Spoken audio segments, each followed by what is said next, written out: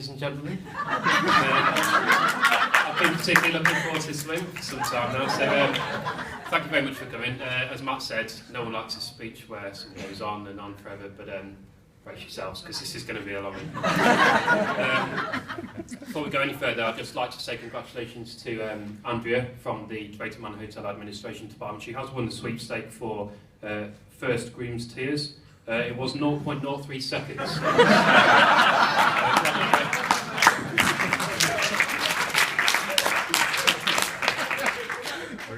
No, I've been quite anxious about giving this speech for some time. I don't mind public speaking, but it's a massive occasion. Fortunately, last night I really did sleep like a baby, in the sense that I woke up every 2 hours covered in sick and crying. Literally 10 minutes ago I was Martin to burp me. He thought I was going to the toilet. Crazy. I only met today as well, but lovely to meet you, Martin. Now, I was told that a good coping mechanism for public speaking is literally just to imagine your audience naked, so give us 10 seconds. Cousin Paul, looking good there? Peter? Jesus Christ, Dad! Not seen one like that. Now, I know the last thing people want to see at a wedding day is a nervous wreck, someone sweating profusely and trembling with fear, but she has just married Russell, so we should give her some slack. Now, when preparing for this speech today, I was told that my performance has to be just like the groom's performance in the bedroom. Now, I didn't even want to think about that, so I went and spoke to Mimi, asked for a review last night, and on that basis of that review, the speech has to be something like this. Extremely short.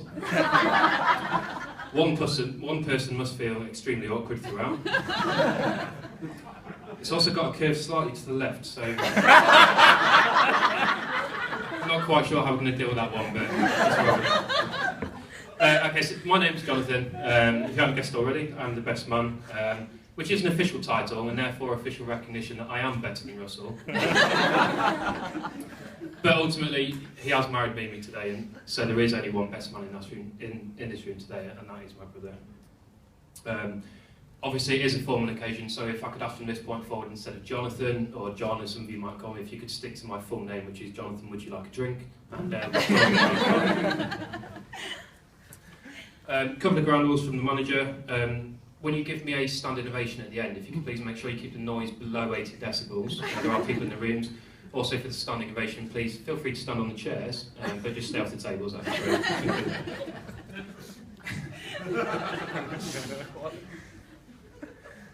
Now, one of the traditions of the best man speech is that I'm supposed to praise Russell, and so for the next 10 to 15 minutes I'm going to read a poem. It's called Brotherhood, by a chap called George William Russell, so just bear with me.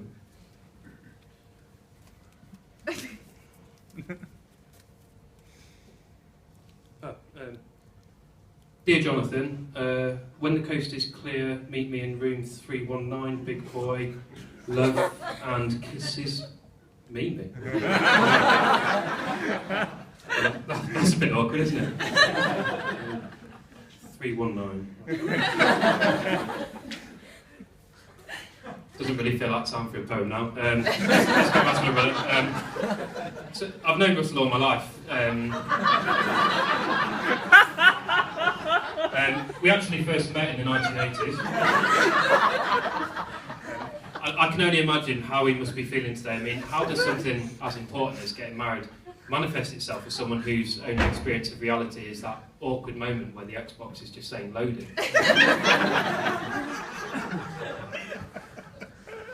Now, I went and spoke to my dad today and I said, look, have you got any early memories of Russell, anything that you particularly remember fondly? And he talked all about, with a smile, the times when Russell would stagger around naked and not yet able to form proper sentences, covered in sick and having to change him, and really cute stuff. But I actually wasn't sure if he was talking about the stag night or his early years.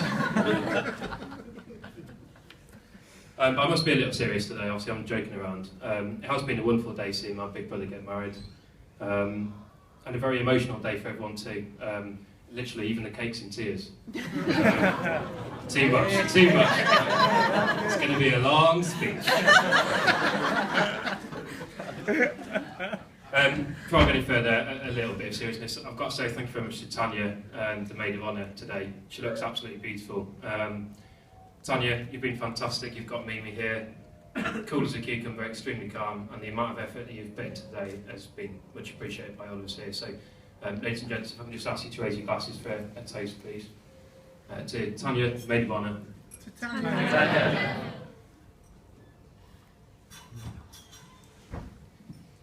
Mimi, a massive welcome to the Cod family. It's a ridiculous surname to take on. Welcome to the family. I'm very proud to finally be able to call you my sister, although you always have been. You look absolutely beautiful today, and extremely proud of you. Absolutely wonderful day, so thank you so much. And thank you for making Russell so happy.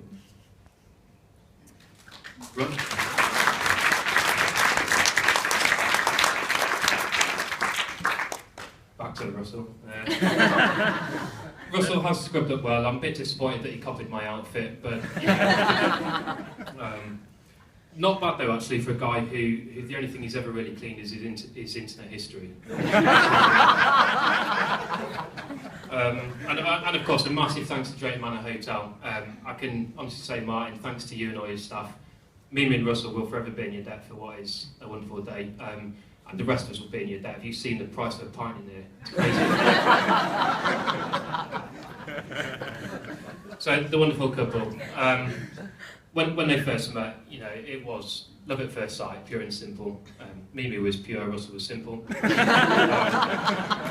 So simple, in fact, that I have a little story to tell about that first meeting. I won't go into too much detail, but to cut to the chase, Russell collected Mimi, and off they went on their date.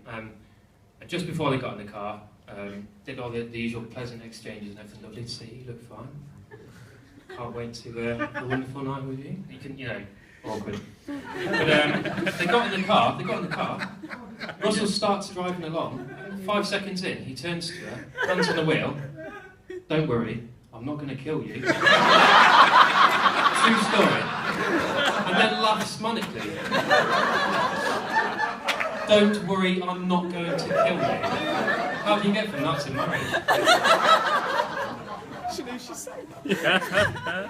However you got there, we're all obviously extremely pleased that you are now married.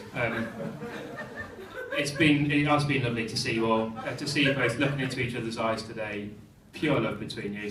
And interestingly, actually, if you look at criminal statistics, you're now looking to the eyes of the person most likely you're going to kill.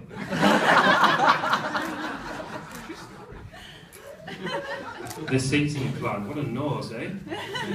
They couldn't decide who to sit where. There's so many people that are so important to them. And so they came to me and they said, look, what do we do? And I said, look, literally, just put the most important people on your top table and then just fan out from there and just work your way back on gifts. Just go off gifts. So the most expensive gifts at the front, cheapest gifts at the back. So cheers to everyone loves mate, he loves him.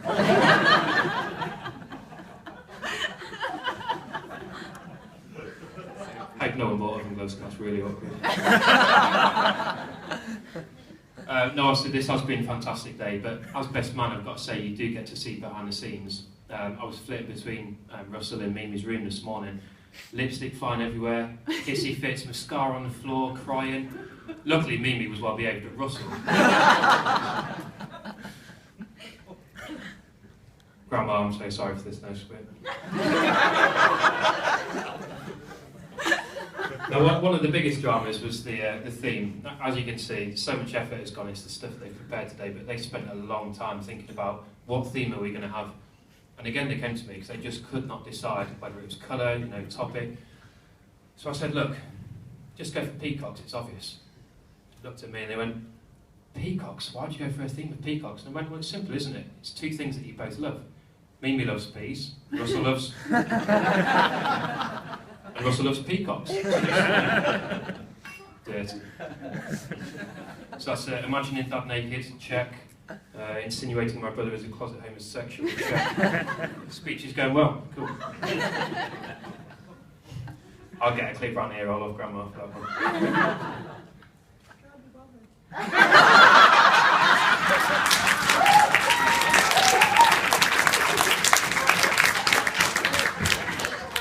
Stories about Russell. Russell is an intensely private person. If he does get in trouble, he hides it extremely well. But there is one occasion during our childhood where I can think of that Russell did get in trouble, and Russell did not hide it so well. Shut up. Now Russell had been seeing a girl at school for quite a few weeks. Absolutely besotted with her at the time. He was only like 15, you know what it's like. But on this particular night, Russell had to terminate the relationship because he suspected that she wasn't quite as loyal as he would like her to be. So he was feeling quite fragile. Now, as with all good stories, this also happened to be the night that Dan and Sally decided to leave us on our own as brothers, aged 13 and 15, for the first time ever. So as Dad was leaving the door, Dad was saying, please boys, just behave. Just show us that we can trust you, and we'll love you forever. Just have a few hours on your own, don't do anything.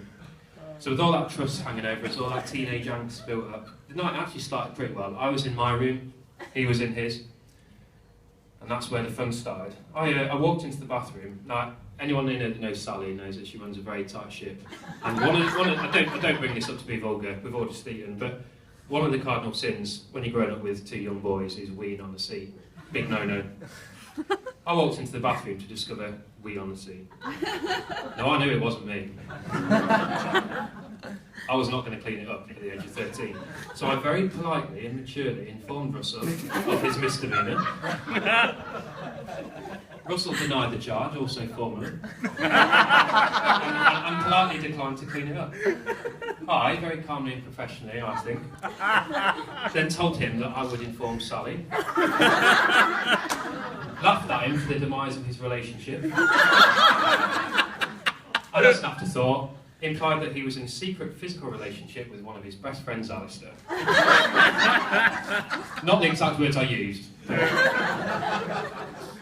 Everything after that was pretty much a blur to me, and my next memory jumps forward to when the parents return, and my mind just goes blank. Don't remember anything. But pretty much, needless to say, the sight of a splintered bedroom door hanging off of its hinges was enough to get them, shall we say, a little hot under the collar. Now, there is a point to this story. Well, there's 2 points, actually. The first is that when it comes to love, Russell is a very, very passionate person, and Mimi, you will be well and truly looked after your whole life by him. I can see that. But the more important point here is that Russell weed on the sea.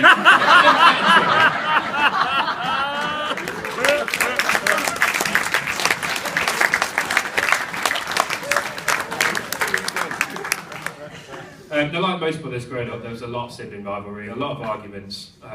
Honestly, I can look back now and remember times when he'd be like, oh, you're a poop face. And I'd be like, oh, you're a stinky head. And, we'd have a massive argument, run home. Dad and Sally would feed us warm milk and hold us until all the pain went away. But sure enough, we'd go to work the next day and drop me an email. And it'd be fine.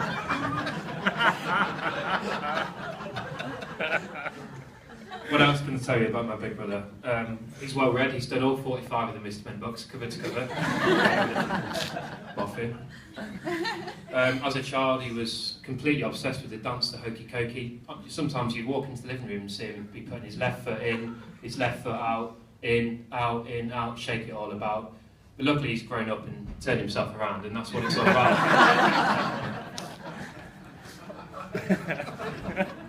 Yeah, I went there. Ex-girlfriends, I was warned about the potentially delicate issue of exes storming the venue today, trying to reclaim them, but luckily foot and mouth sorted most of them out.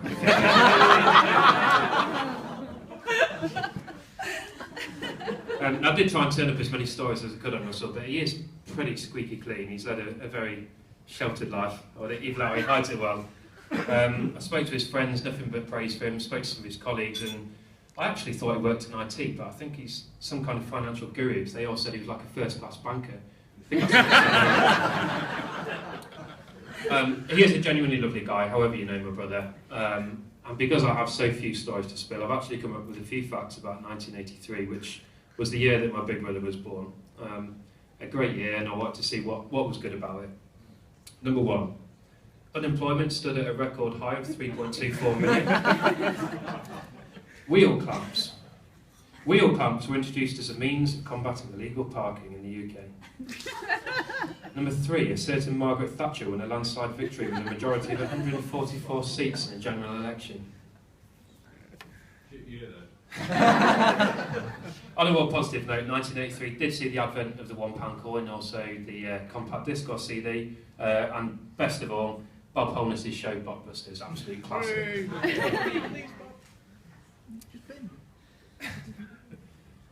Russell, I can hand on my heart say that you're an extremely lucky man today. One of the luckiest men I know, certainly. You've married a woman who's beautiful, she's caring, she's loyal, and she's devoted. And she writes a wonderful best man speech. And I've been working myself up about this speech for the last 6 months. But as I went into my brother's flat this morning, we had a massive hug. And the point of the speech really only came to me then, which is that no one could be more proud to be stood here representing you today. And what is by far the most important day of your lives. I'm incredibly happy for you, as is everyone here. We're all extremely proud of you, and we can tell just by looking at you that you're going to have a long and happy life together. So well done, extremely proud of you.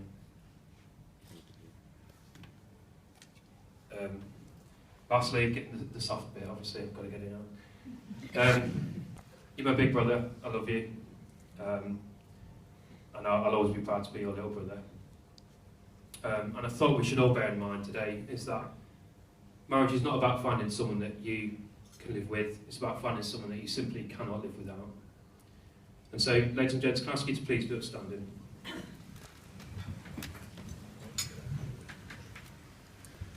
I'd like to make a toast whilst I go and give my brother and my brand new sister-in-law a massive hug.